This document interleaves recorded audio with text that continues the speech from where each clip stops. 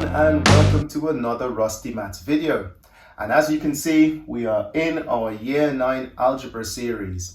This is our curriculum and we are following it just the way I have written it. I have written it to sequence in a specific way. I've got my reasons why I've done it that way. So this is purely the way I've written it. Now, if you're following along with me, we're about to start our second video. So please make sure that you follow along in the order that we've got it, if you can. You don't really need to. If you just need to just catch up on a particular lesson, that is all great.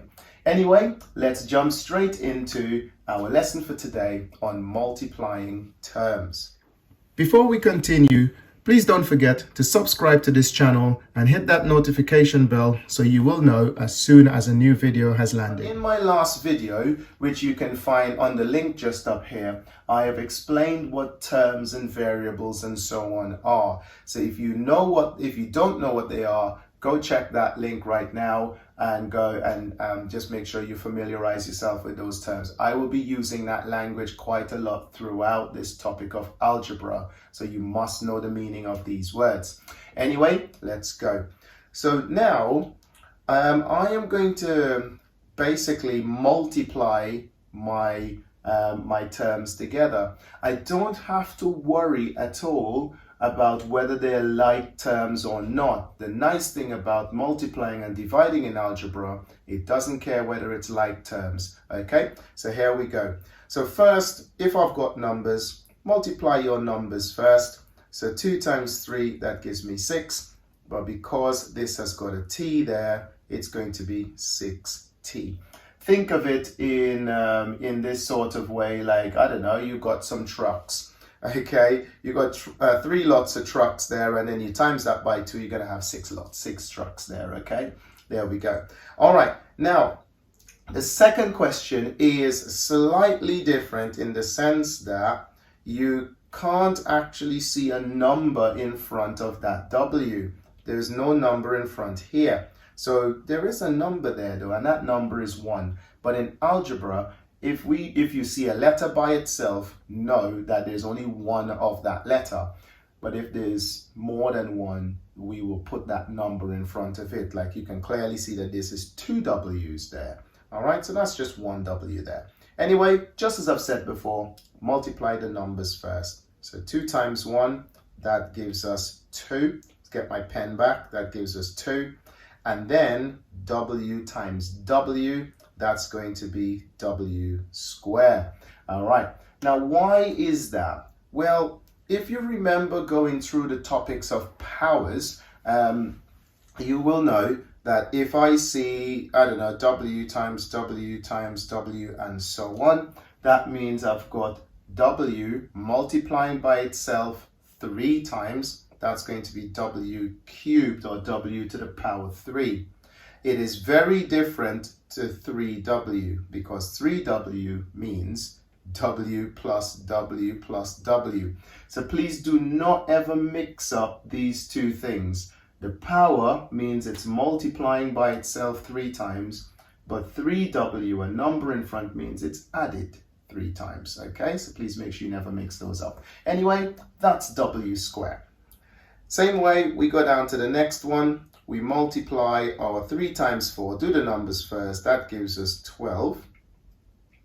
And then we do our ends. So I have got 2 ends here and 3 ends there. They're multiplying by each other. So that is n times n, and this is n times n times n, 3 times. So altogether, how many ends do I have? Well, I've got 5 of them multiplying by each other. Or in other words, if you're starting to get the hang of this, notice that when you multiply them, just add the powers. Okay? So, but you might say, but there wasn't a power here and there wasn't a power there. There is a power there. The power is 1. Okay? So when we add the 1 and the 1, we get 2. So just add the powers. 2 plus 3 gives us 5. So it's a nice little thing to remember. When we do the topic of indices, we will see why we add those powers. And finally then for today, so same as we've done before, multiply the numbers first. So 4 times 2, that gives us 8 there. Now we've got two different variables. We've got m and p there. So obviously do the m's together and then the p's together. So we will do the m's together first. That's got a power of 1, that's got a power of 1, so that's going to be m squared when you multiply them. And then we do the p's together. That's got a power of 1, that's got a power of 2, add the 1 plus the 2, p cubed. This is now finished, okay? Now, to finish up today, I just want to add this last bit in. You might be wondering why when I put my answer down, there isn't a times in between them. So let's just cover that. I probably should have covered it first. You might be thinking 2 times 3 is 6, so that's going to be 6 times t. 6 times t is correct, but in algebra, when we want to say two things are multiplying, we just put them next to each other, okay? So, except there are two numbers, which I'm going to show you in just a moment, but 6t means 6 times t. We will need that when we do the topic of substitution. All right, so that's going to be there. Now, what I've just told you, if you see two numbers together, that really is 23, okay? If we want to say 2 times 3 in algebra, we wouldn't just put a 2 and a 3 together. It would be 2 times 3, or we might use a dot, 2 dot 3 with a very clear space between them so it doesn't look like 2.3, okay? So really important that we know that this does exist, okay? But normally this is what you're going to encounter most of the times, so just put the number and the letter together, or the two letters together, as we've got here, m squared, p squared. There's nothing between, so everybody knows that they're multiplying. All right. Okay, that brings us to the end of this video on multiplying terms. If you've learned something new, give this video a like. Don't forget to subscribe to the channel so that we can keep producing these videos for you. But for now, that will bring us to the end. And until I see you in the next one, peace.